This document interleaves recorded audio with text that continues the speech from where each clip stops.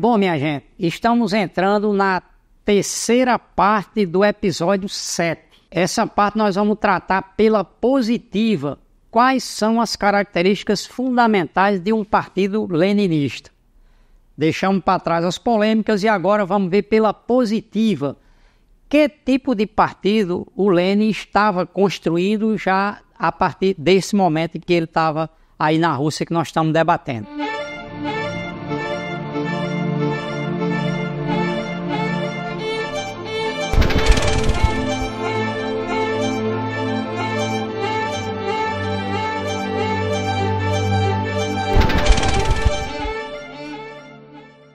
Antes de dizer que características seriam essas, eu queria tocar com um tema que é o seguinte.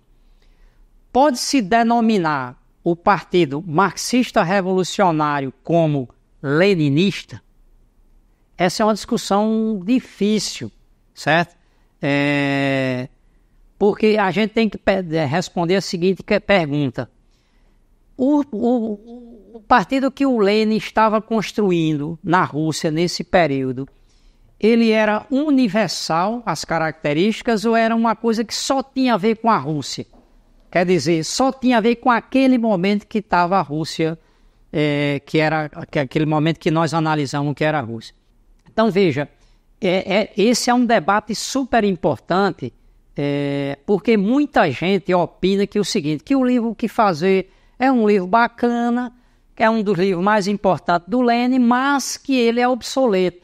Ele respondeu aquele tempo lá dele, que era 1902, o início do século, e que hoje ele não resta nada dele que seja aproveitado hoje para os dias de hoje, certo? Porque ele é especificamente russo. A nossa opinião é diferente dessa, certo?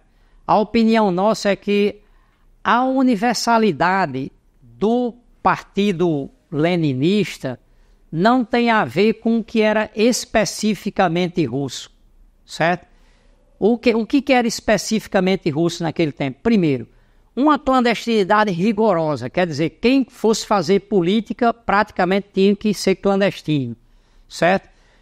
Não tinha sindicatos nem partidos legais, certo? Quem fosse militante tinha que ser militante profissional, dedicado full time à revolução, certo? E ademais tinha que entrar numa disciplina ferrenha, certo? Bom, essas características que tinham com o Partido Russo, elas eram especificidades russas, mas não é por causa disso que é universal esse tipo de partido. Porque é o seguinte, a universalidade do Partido Bolchevique se deve ao seu objetivo. Um partido para dirigir a revolução, certo? E isso é o que dá características universais para o partido leninista, certo? Que respeita as especificidades, o que tem a ver com o específico do país, mas tem a ver essa universalidade com um partido para dirigir uma revolução proletária, certo? Então veja, por isso é tão importante separar o que são as normas e os princípios de organização das táticas e das propostas de construção do partido naquele momento. É importante separar isso. Por quê?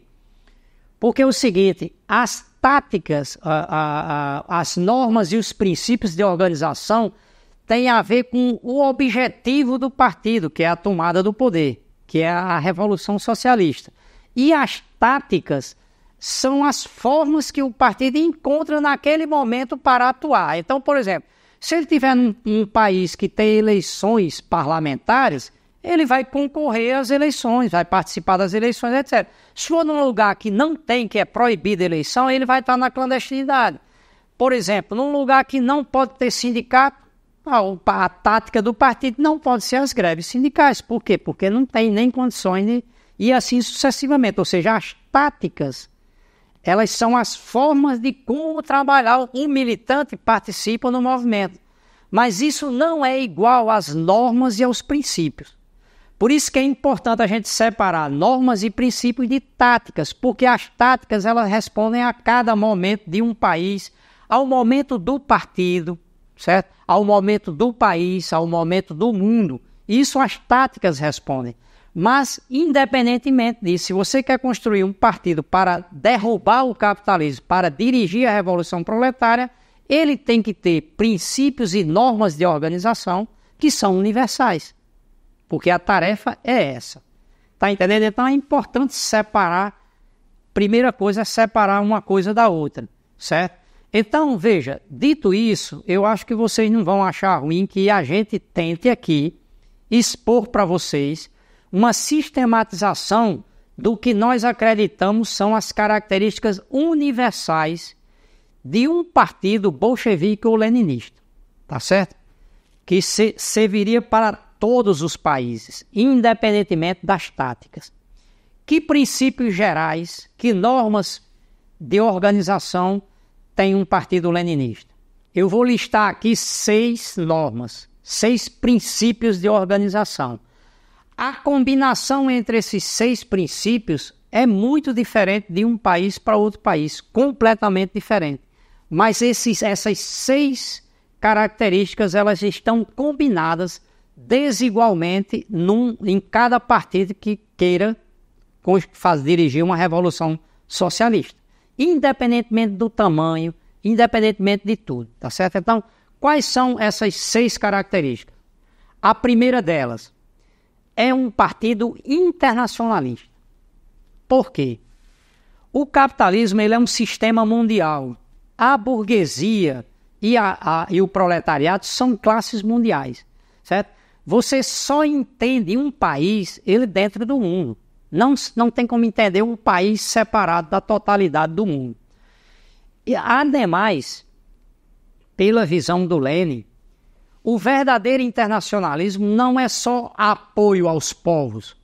Por exemplo, agora nós estamos numa campanha super importante, prioritária, que todo mundo tem que ajudar, que são o apoio contra o genocídio do povo palestino. Essa campanha ela é fundamental e tem que ser desenvolvida por todo lutador, por todo partido, por toda a esquerda, etc., para solidariedade ao povo palestino. Porém, o verdadeiro internacionalismo não é só essa solidariedade. É principalmente construir o Partido Leninista como parte inseparável de um internacional comunista. Certo? Então, inclusive, o internacionalismo significa, caso seja necessário, sacrificar a revolução em um país determinado para que vença a revolução mundial. Certo? Então, veja, para que não fique só nas minhas palavras, agora eu vou citar o Lenin, tá? Ele dizendo isso. Abre aspas. O internacionalismo proletário exige 1. A subordinação dos interesses da luta proletária em um país aos interesses desta luta em escala mundial. 2. Que a nação que triunfa sobre a burguesia seja capaz e esteja disposta a fazer os maiores sacrifícios nacionais em defesa da derrubada do capital internacional. Estamos todos dispostos a morrer para ajudar os operários alemães a levar adiante a revolução que se iniciou na Alemanha. Conclusão. 1. Decuplicar os esforços para obter cereais. Usar todas as reservas, tanto para nós quanto para os operários alemães. 2. Decuplicar o alistamento no exército. Devemos ter um exército de 3 milhões na primavera para ajudar a Revolução Operária Internacional.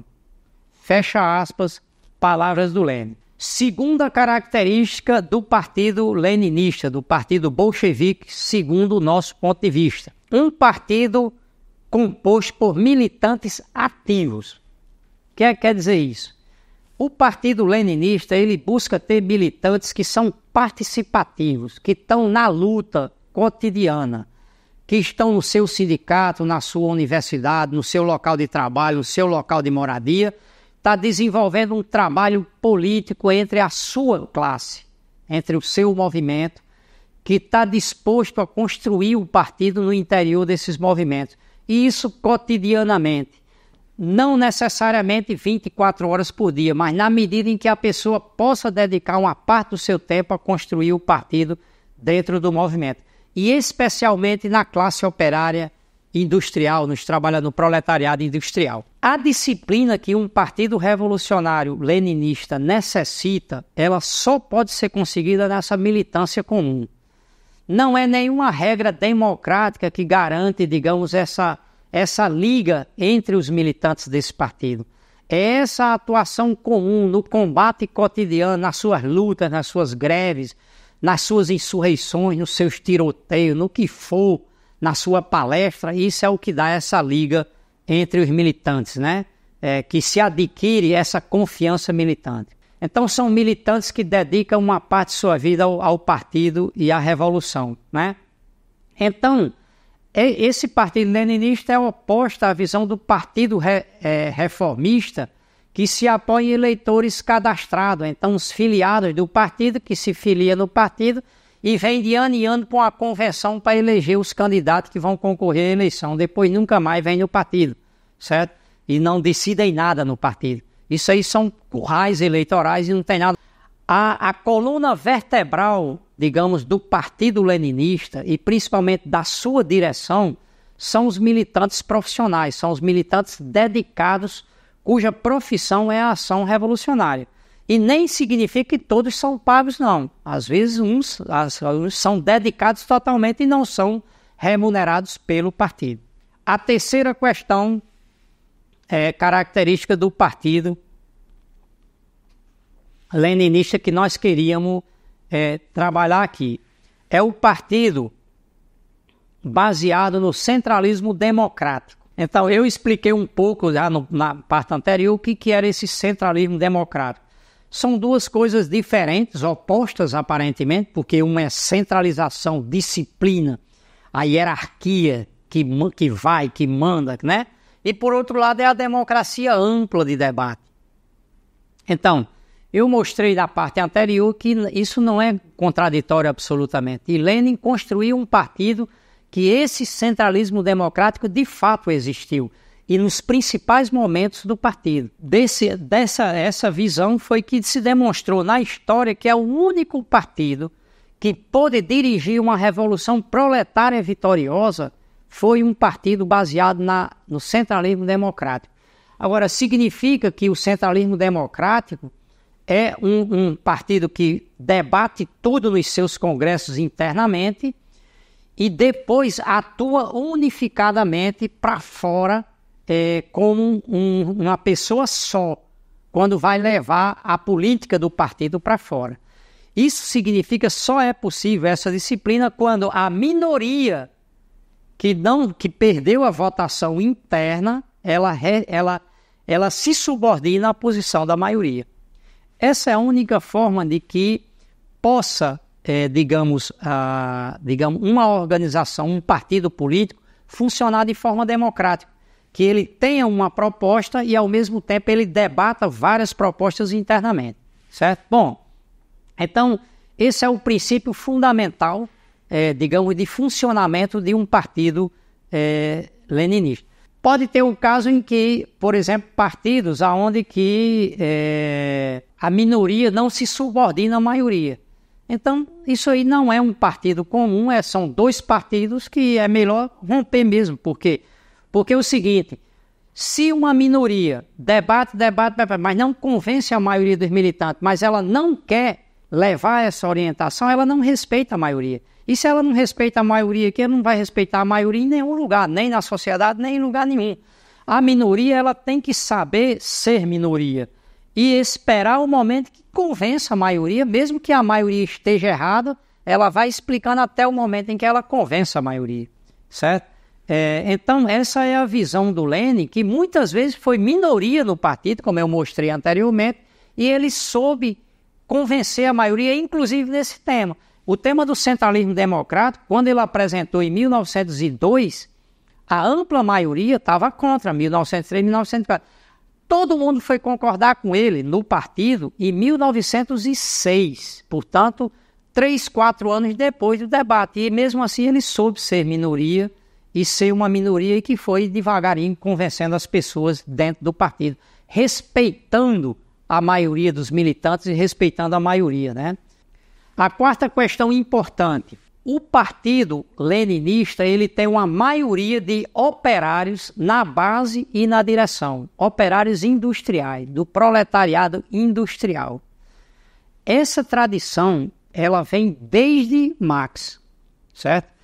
Desde a Liga Comunista de 1850, que tinha uma maioria de operários, desde a Associação Internacional dos Trabalhadores, a primeira internacional, a AIT, a maioria da direção era composta de operários industriais, certo? Que eram a parte da maioria da direção. E assim é a tradição do marxismo. Por que é essa tradição? Essa tradição é o seguinte, porque o Marx, no Capital, ele analisando as classes de conjunto, o que ele viu é o seguinte, que o proletariado, quer dizer, todos os assalariados, ela é a classe de vanguarda, certo? Proletariado, isso está no Manifesto Comunista, certo? O proletariado é a única classe revolucionária na sociedade, certo? Pela sua própria natureza. Porém, ele analisando dentro da classe trabalhadora, ele analisou que o operário industrial e rural, agrícola, são os que criam a riqueza na sociedade. A partir de quê? Do seu próprio trabalho, de pegar a matéria-prima e transformar a matéria-prima em produto final. E depois isso é levado pelos operários digamos, do transporte, e depois chega no comércio, chega em todos os lugares, e aí a partir daí é vendido, é comercializado, etc, etc, etc. Porém, a criação dessa riqueza, ela foi feita na fábrica ou no campo, pelo operário industrial, no local de trabalho, aonde se faz essa transformação. Então, a partir daí foi que o marxismo e o Lenin tinham muito presente isso. Ele dizia o seguinte, que a construção do partido deve ter como elemento fundamental o trabalho nas fábricas, nas grandes regiões industriais e no campo com o operário agrícola, certo? Esse sempre foi... Não que ele tinha uma adoração pelo operário em si, porque ele dizia o seguinte, que constrói o trabalho aí, mas não é para ficar restrito ao operário industrial ou mesmo ao próprio assalariado, porque esse trabalhador tem que se dirigir à sociedade de conjunto para transformar a sociedade, certo? E depois ele via alianças com outros setores sociais, mas ele dizia que a construção do partido tem que partir com peso nesse setor. Tampouco ele dizia que o partido não poderia ter estudante ou agricultor ou qualquer outro setor social, não, de maneira alguma. Só que ele dizia que o centro do trabalho, e depois ele sim poderia e deveria ter todos os outros setores do proletariado no interior do partido. Inclusive, em determinados momentos, pode ter até um centro de construir num determinado lugar, que não é o operário industrial, porque tem a ver com um determinado momento. Mas essa regra, digamos, essa norma de construção do partido, essa norma organizativa, organizacional, é a quarta norma e ela é muito importante do partido leninista, certo? Então, Marx, por exemplo, dizia o seguinte, abre aspas, o novo na Internacional é que ela foi fundada pelos operários e para os operários. As demais organizações diferentes da Internacional foram sociedades fundadas pelos elementos radicais das classes dominantes para as classes trabalhadoras. Fecha aspas. Isso é o Marx, 1860 e tanto, certo? Então, essa foi a orientação do Marx. Depois o Lenin, ele vai seguir com a mesma orientação para a construção do partido. Então, essa é a quarta questão. Passo para a quinta norma de organização do Partido Leninista. É um partido que combina a ação legal com a ação ilegal ou extralegal, tá?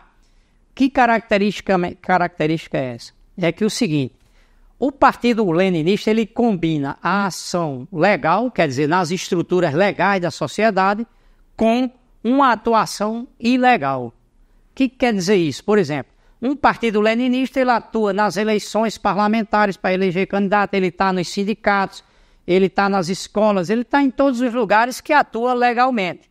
Mas ele não entrega toda a sua estrutura para que a burguesia saiba tudo como que é o partido. Por exemplo, quem são seus dirigentes, o que fazem, como são, os seus militantes todos, o que faz, o que são. Isso por que ele tem que dizer o que é todos os militantes para que a polícia saiba quem é quem? Por quê? Porque hoje em dia a pessoa diz, não, mas a gente vive numa democracia, está tudo beleza, etc. Certo, e amanhã, quando não tiver, o que é que os meios digamos, ilegais, como é a polícia política, né, que de todos os governos fazem é o quê? É durante os períodos legais e anotando quem são os dirigentes e no dia que tem um golpe militar, eles prendem e matam todo mundo. Por exemplo, na Argentina mataram, o golpe do Videla matou 30 mil dirigentes. O Pinochet soltava de avião os dirigentes no mar, certo? Então, para isso eles precisavam conhecer isso, certo? Então, essa atuação que o Partido Revolucionário, ele não entrega sua estrutura de funcionamento dependente da estrutura legal. Por quê? Porque justamente no período em que tem esses golpes, um partido tem que atuar na clandestinidade, como o partido do Lenin funcionou na clandestinidade na Rússia, e aqui também tem que tomar. Por exemplo, tem um golpe militar em qualquer país aqui, como teve em 30 e tantos países na década de 60 e 70, o partido, no outro dia, ele consegue funcionar normalmente sem perder militantes ou perdendo o menos possível de ser militante. Então, por exemplo, o Partido Leninista, ele tem a estrutura não legal, certo? Ela subordina a estrutura legal, certo? Então, essa é a forma que o partido tem que desenvolver de organização do partido. Porque esse exército combatente para uma revolução proletária, que é o Partido Revolucionário, que são seus militantes, não pode, tem que ter esse funcionamento que não é do conhecimento da polícia e do Estado burguês, porque o exército, a polícia, todas essas instituições, elas estão aí para justamente no momento de ataque, inclusive não é só no futuro. Hoje mesmo a gente vê assassinato de líderes de sem terra, de líderes de indígenas, etc., no país, e até alguns dirigentes sindicais que são assassinados também. Nos últimos 30, 40 anos, nós tivemos centenas, milhares de dirigentes assassinados pelo Estado burguês, né? Sem ver hoje em dia também o assassinato que existe, a chacina que existe com os jovens negros da periferia, que é feito pela polícia, pelo exército, etc. e tal, e companhia, pelos órgãos de poder, tá certo? Bom, então o partido, ele tem essa estrutura clandestina para proteger a identidade dos militantes e da direção, certo? E para proteger e também para proteger da patronal, tá certo? Então, porque a pessoa pode pensar o seguinte, não, mas por que os cabas estão escondidos? É porque a pessoa que faz essa pergunta não sabe que nas fábricas existe uma ditadura militar, Então, por exemplo, se eu chego numa fábrica, eu vou dar meu exemplo para vocês, eu era um dos melhores operários da Guararapes Têxtil, em 1988, portanto, há 30 e tantos anos atrás. Eu era mecânico de máquinas têxteis, e considerado um dos melhores operários da fábrica. Num dia, a fábrica entrou em greve, certo? Nós somos no sindicato, fizemos uma greve, exigindo salários, etc, etc. Eu fiz um discurso no sindicato, chamando a greve, apoiando a greve e tudo. Sabe o que foi que aconteceu? Quando no dia seguinte, eu no ônibus, fui entrar na fábrica, o guarda já mandou eu descer do ônibus. Disse, você não pode entrar mais na fábrica. Eu digo, por quê? Você não pode entrar na fábrica, certo? Aí o que aconteceu? Me tirou da fábrica, eu não pude entrar nem nos recursos humanos para receber meus negócios. E aí teve a greve, eu já estava demitido, etc. Tudo bem. Então, para vocês terem uma ideia, no único dia em que eu abri a minha identidade para a patronal, eu fui demitido. E nesse tempo, já estava o PT, ser do PT nesse tempo, podia merecer o desemprego, certo? Ele descobriu que eu era militante do PT e que era militante de uma organização revolucionária a partir do discurso que eu fiz. Agora, imagine que se eu dissesse abertamente. Mas não é só isso, certo? Por exemplo, 26 anos depois, eu tive que ir na fábrica na Guararapes para pedir a relação dos meus salários para atualizar a minha aposentadoria e eles não deixaram eu entrar na fábrica 26 anos depois da minha demissão, certo? quem entrou foi uma advogada em meu nome para pegar o salário que eu tinha na fábrica há 26 anos atrás. Isso é a ditadura da burguesia que tem dentro da fábrica, mas não é só dentro da fábrica. Existe na sociedade de conjunto, mas as pessoas não percebem. As pessoas dizem, não, aqui tem uma democracia, inocentemente passa um negócio. Então, por isso que esse é o quinto princípio do Partido Revolucionário, que é proteger a estrutura do que seus militantes, seus dirigentes, para que a patronal e o próprio não mate essas pessoas, etc. E tem outro elemento também, que você, para dirigir uma insurreição de massas, esse partido, esses militantes defendem duas questões importantes. Uma, que é o armamento do proletariado, certo? Então, é o armamento da população, que a proposta de armamento da população era uma proposta da burguesia em toda a revolução que tinha no tempo da antiga Revolução Burguesa. A Revolução Francesa, a Revolução Inglesa, a primeira coisa que a burguesia fazia era armar o proletariado, formar as milícias populares, certo? Isso era do tempo antigo. E hoje o Partido Leninista preserva isso também. No momento revolucionário, nós vamos chamar o armamento de todo o povo, a necessidade desse armamento. Segunda questão importante relacionada a isso, o Partido Revolucionário também tem que desenvolver um trabalho nas Forças Armadas, tem que desenvolver um trabalho nas polícias. Por quê? Porque aí estão os filhos da classe trabalhadora, que estão servindo no Exército, na Aeronáutica, na Marinha e na Polícia, na Polícia Civil, na Polícia Militar e assim sucesso, Polícia Federal, etc. Então, o Partido Revolucionário também tem que desenvolver um trabalho no interior desses órgãos de repressão, dos corpos de repressão, para ganhar militantes no interior desses setores armados da sociedade. Então, esse é o quinto elemento princípio organizativo do Partido Leninista. A sexta questão é que o partido utiliza, a sexta norma do Partido Leninista é que ele trabalha de forma combinada 3 formas de luta. A luta teórica, a luta programática, quer dizer, o debate ideológico. Vocês estão vendo hoje como o debate ideológico com o bolsonarismo é importante, mas não só com o bolsonarismo, com Lula e companhia, como o debate ideológico da sociedade é importante, tem que ser travado em grande escala. A luta econômica, ou seja, as greves, os movimentos de classe que existem, e a luta política, ou seja, a luta do partido político para dirigir a sociedade. Essas 3 formas de luta, elas têm que ser levadas combinadas pelo Partido Revolucionário e todas subordinadas à luta política, ou seja, a luta pelo domínio da sociedade, pela direção da sociedade. Então, essa é a sexta norma mais importante, certo? Também o partido utiliza todas as táticas, certo, para participar do movimento, e ela não se prende a nenhuma dessas táticas. Então, por exemplo, participa nos sindicatos e na luta sindical sem ser economicista, participa de eleições com seus candidatos sem ser eleitoralista, e assim sucessivamente.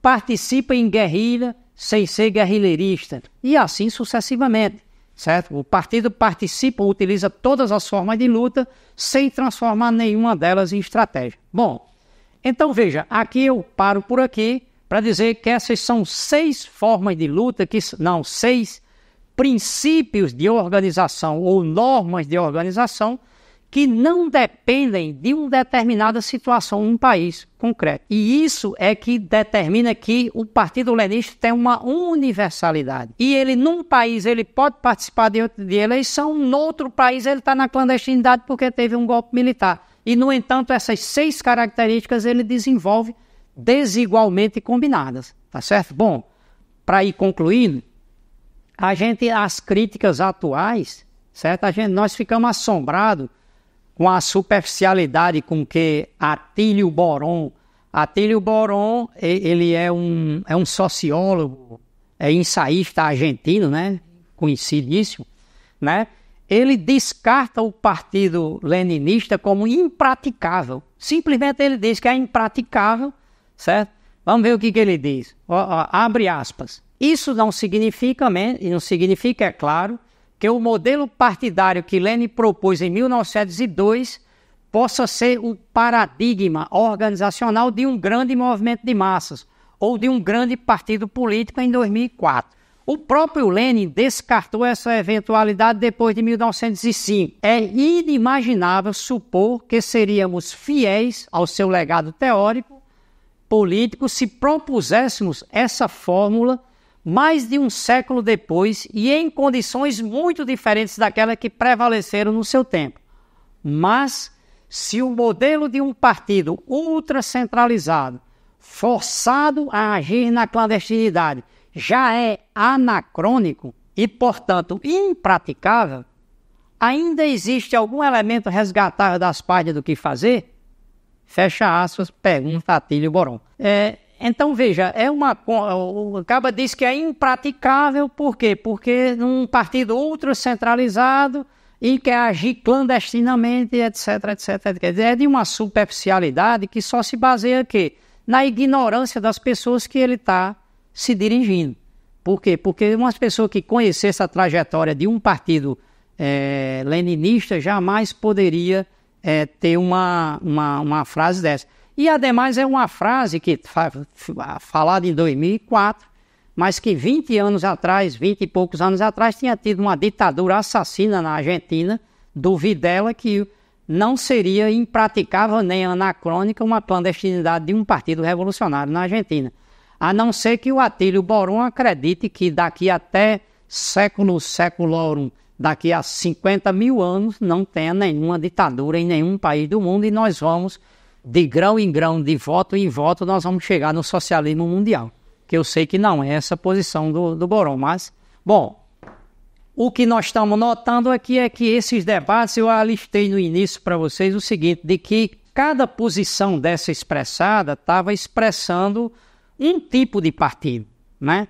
Então, nós estamos advogando aqui de que o Partido Leninista formou um partido universal, esse Partido Leninista que tem essas 6 características, que não se aplicam igual para todos os países do mundo, em todos os momentos, para todos os partidos, mas que tem uma universalidade. Porém, eu queria dizer o seguinte, de que também não só o Partido Leninista adquiriu universalidade, também adquiriu universalidade o Partido Democrático de Massas, que era o Partido Social Democrata, que é o partido que hoje é o PT ou o PSOL aqui no Brasil, ou que tem em todo o mundo os partidos social-democratas, certo? Também adquiriu universalidade a partir do PSD alemão, o Partido Social-Democrata Alemão, de 1902, 1914, 1920, que também foi um partido que adquiriu essa característica universal. Qual é a característica universal? É um partido que não tem militantes ativos, não tem uma centralização democrática, é um partido de milhões de pessoas, é um partido só que é um partido de filiados que não decidem o rumo do partido. É um partido eleitoral, é um partido que participa de eleições exclusivamente para ganhar eleições. Então, tem presidentes como o Lula, tem ministros, tem o Diabo a 4, mas não é um partido para dirigir uma revolução. Eles mesmos não dizem que é um partido para dirigir uma revolução, certo? Então, é um partido universal para disputar a direção da sociedade burguesa e para a manutenção do capitalismo numa forma que é uma forma através de reformas, de pequenas reformas, certo? Não de uma revolução. Então, é um dos braços da burguesia, porque a burguesia utiliza o braço direito através de um Bolsonaro da vida, mas utiliza também o braço esquerdo, que é o papel que o Lula está cumprindo agora, tá certo? Que é de adormecer a classe trabalhadora enquanto ela prepara o seu braço direito para quebrar o movimento operário, que isso é o que almeja a burguesia com a figura de Bolsonaro. Essa universalidade dos partidos está relacionada com seus objetivos. Ou será que não existe a universalidade desse partido eleitoral como o PT ou como os partidos social-democratas que a gente vê nos dias de hoje? Para concluir, eu queria tocar o seguinte. O Partido Leninista é um partido de novo tipo, é um novo tipo de partido? Nós acreditamos que sim, que ele é uma atualização do Partido Marxista Revolucionário e que sim nós podemos dizer Partido Leninista, certo? Porque ele tem as características próprias que eu coloquei anteriormente, suas normas, né? E é evidente que ele se baseou nos antecedentes, certo? Porque as pessoas que dizem que esse partido não é um partido que não pode ser dito que é um partido leninista, é porque ele partiu das anteriores, dos exemplos anteriores, e é verdade que partiu, porque ele partiu da experiência da Internacional do Marx, ele partiu da Liga Comunista, da conspiração dos iguais de Graco-Babeuf, ele partiu da experiência do Terra e Liberdade, que foi a primeira organização populista russa, revolucionária legítima, mas ele construiu aqui uma coisa que dessas experiências surgiu algo novo, que nós estamos tentando mostrar para vocês. O Lenin, na verdade, às condições russas, ele se antecipou com a experiência do marxismo a essa época de guerras e revoluções que foi o século XX e que continua no século XXI, certo? Então nós tivemos dois tipos de partidos universais a partir de 100 anos atrás, certo?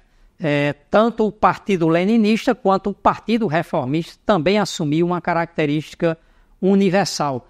E assumiu como Partido Operário Burguês, no caso esse partido de reformas no capitalismo. Então essa concepção do Lenin era totalmente nova, né? E a comprovação disso é que, por exemplo, quando o Lenin colocou as 21 condições na Internacional Comunista, né, para pertencer à Internacional Comunista, das 21 condições, aqui os outros partidos fora o russo tinham a única comum que tinha era que os partidos tinham que participar dos sindicatos, dos movimentos sindicais. O restante, nenhuma era uma característica do partido leninista, certo? Então, a originalidade e a universalidade do partido leninista tem a ver, é uma das maiores contribuições que o Lenin fez ao marxismo. E ele atualizou o marxismo revolucionário nesse aspecto da organização marxista revolucionária, tá certo?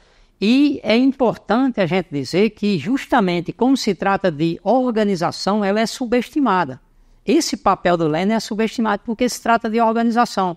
Só que a gente viu que nenhuma organização, nenhuma revolução, ela vai ser vitoriosa se não tiver essa elevação do nível de consciência das massas na necessidade de uma revolução. E sem o partido leninista, marxista revolucionário, não vai ter uma revolução vitoriosa como teve a de 17. Certo? Então veja, a importância, o Lenin dava uma importância gigante ao tema de organização que nós não damos, porque a gente não, o partido dele era uma organização, foi importante para a revolução, mas o Lenin é que é importante, a grandeza de Lenin. Então, isso aqui tem a ver com uma subestimação da organização na Revolução Proletária, e é importante isso. Para fechar o tema do partido stalinista, eu queria dar um toque, eu já toquei na ponta anterior, aqui é um partido totalmente diferente.